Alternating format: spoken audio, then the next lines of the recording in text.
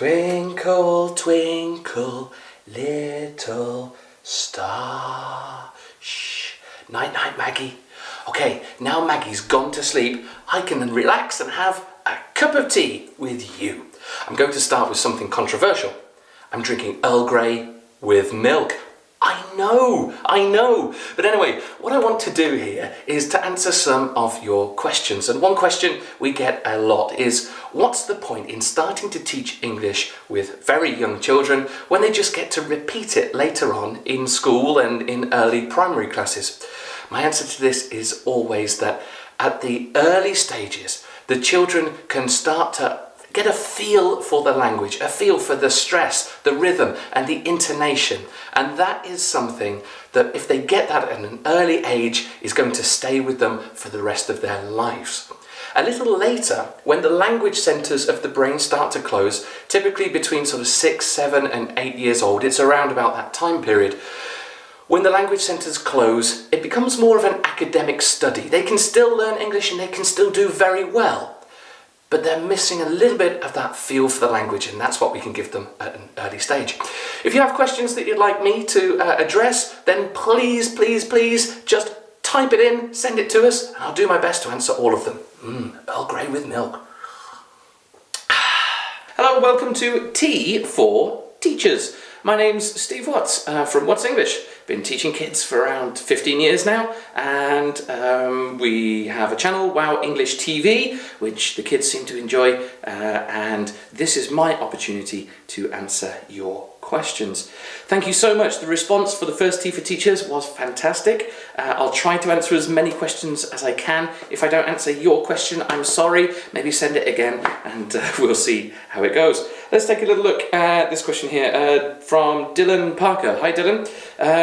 You've asked me, what's your view on whole language teaching compared to straight language teaching for children from 6 to 7 years old? My answer to a lot of questions about methodology is that I think there always needs to be a balance. I think whole language learning definitely has great merit and some great thoughts in there. Certainly in terms of reading, English has a lot of sight words that cannot be broken down into phonics or phonic pairings. So the children basically do need to be exposed to the whole word, and they do need to learn that that word means this rather than breaking it down. And that's also true of sort of larger sentence structures as well. I think there is also an importance for them to actually to know the alphabet and to know the individual phonics and the phonic pairings. But I think if we do all of one or we do all of the other, then we are missing somewhere in the middle. So my thoughts on that is, yes, these are great ideas. I think they can be incorporated into the classroom, but I think if we dive off too far in one direction, we might be missing a few of the other children that need to look at things that are broken down. If we go too far the other way, then of course perhaps we're missing out on the wider understanding and the context of the language. I hope that answers your question there, Dylan. Thank you so much for your comment. So we've got another question here. It's from Rika. Hello to you, Rika. Thank you for posting your question. You said, hi, have a good day. Thank you very much. I'm having a good day. I've got my tea, so I'm happy. I'm English, always good to have a cup of tea somewhere nearby. You say, you have a question. I speak English with my 2 kids, but the people that surround them at home can't speak English. What shall I do to make my kids speak English if I'm the only one who can speak English with them? I think essentially here it's a bilingual family.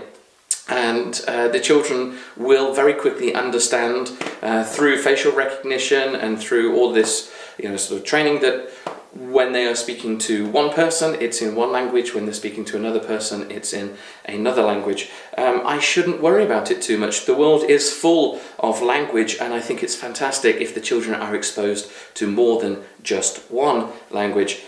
I would be a little concerned, as you say, how can I make my kids speak English? I think we need to not worry too much, let them enjoy the language. If they're playing with you in English, let them enjoy it.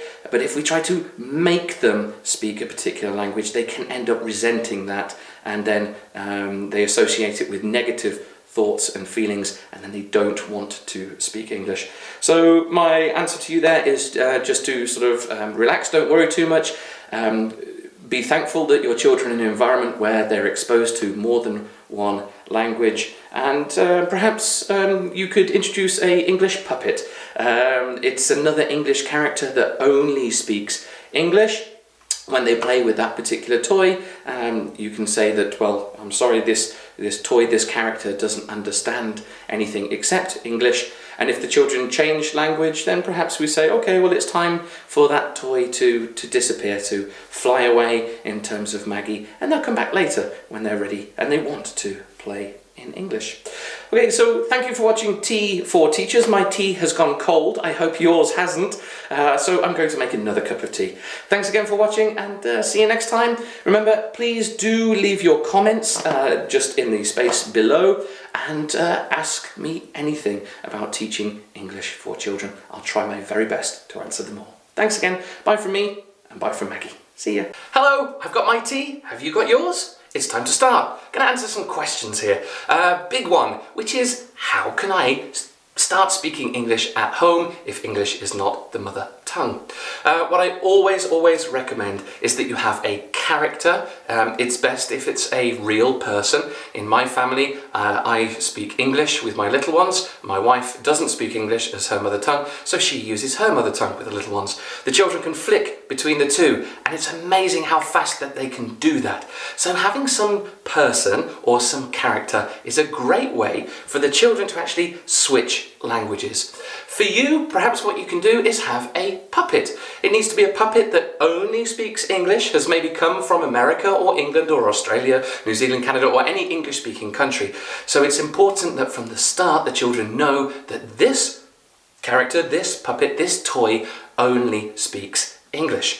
A lot of people have asked us if they can get Maggie from somewhere. Yes, you can, and we hope from April you'll be able to do that. To find out, send us an email. You can send it to hello@whatsenglish.com, or you can leave a comment in the comment section of this video. Thanks for watching, and time out, enjoy your tea.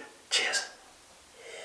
Hey, night night, sleep tight, and mind the bed bugs do not bite. Night night, Maggie.